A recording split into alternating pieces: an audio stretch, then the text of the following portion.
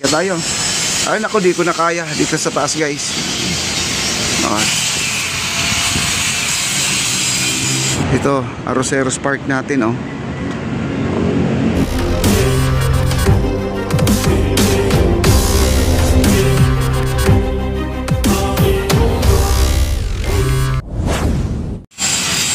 Ayan guys oh, powerhouse natin oh.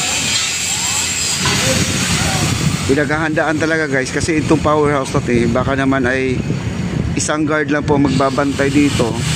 At least may guard na naiiwan, no? Matibay naman po ang hamba na ginamit at hindi po basta-basta pasukin yan kasi high voltage mo yung mga nandyan guys sa loob ng ating powerhouse.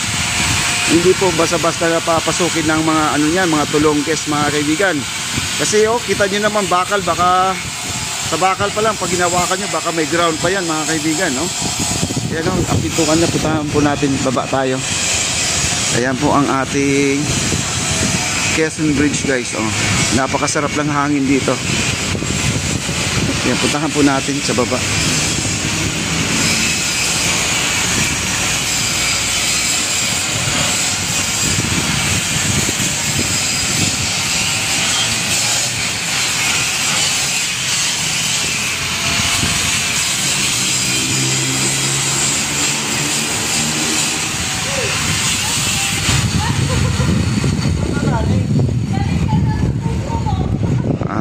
Galing ka rin sa puso mo.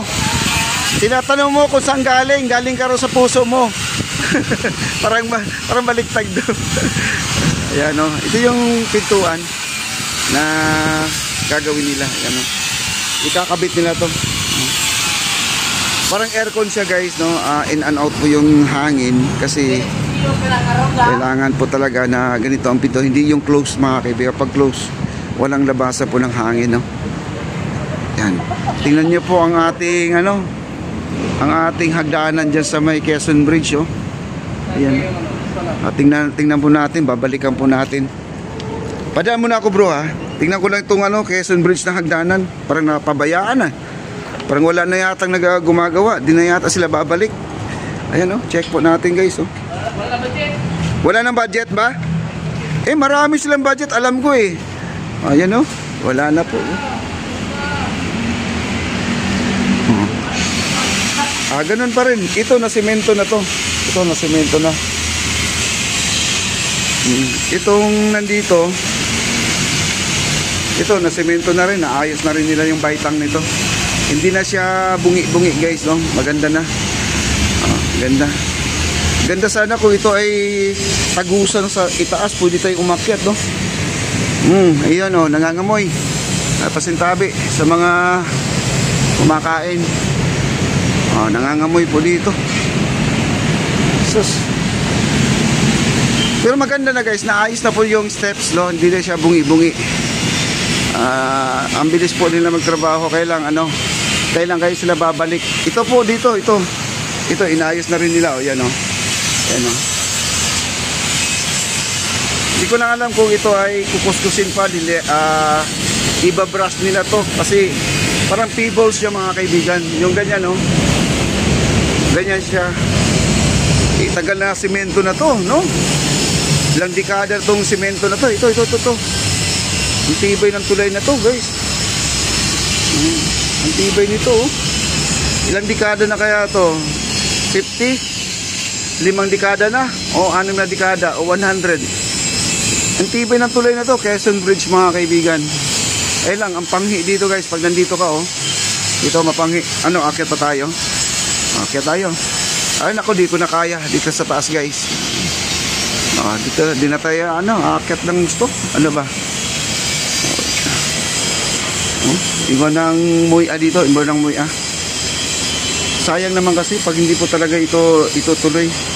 Maganda talaga to guys pag ito ay hagdanan na to na papuntang ayan oh. Pakita na yung mga sasakyan oh. Ayan oh, kita na yung sasakyan. Ayan, ginawang palikuran. Sayang naman, no? Yan, ayos na, oh. Ayos na. Kailan kayo nila babalikan to para mapinturahan, guys. Tapos, iiwanan ng apat na gwardiya o policeman lang, ilalagay nila para may magbabantay, para yung mga street wheelers natin hindi na po nila gawing CR. Nako, ang mahal-mahal ang pagpagawa ng tulay, ginawa lang CR guys, no?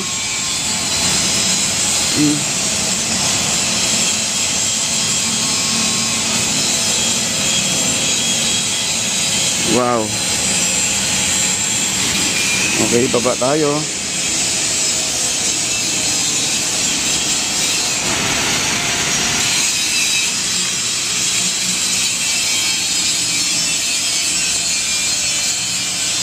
Diretsuhin po natin to.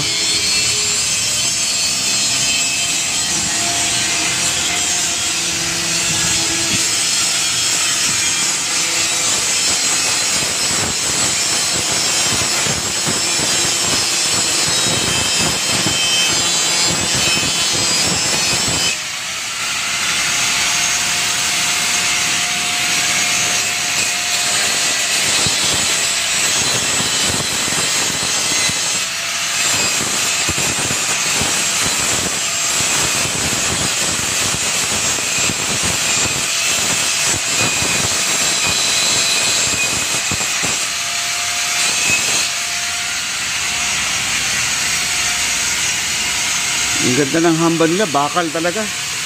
Solid na bakal. Okay, dito na po tayo. Ang daming mga estudyante ngayon dito, no? Wow. Grabe, ang ganda. Ito yung hagdanan natin na pag sa gabi, nako, kala mo nasa ibang bansa ka. Pag nagsindi itong ilaw natin sa may steps, mga kaibigan, itong mga baitang natin, napakaganda to.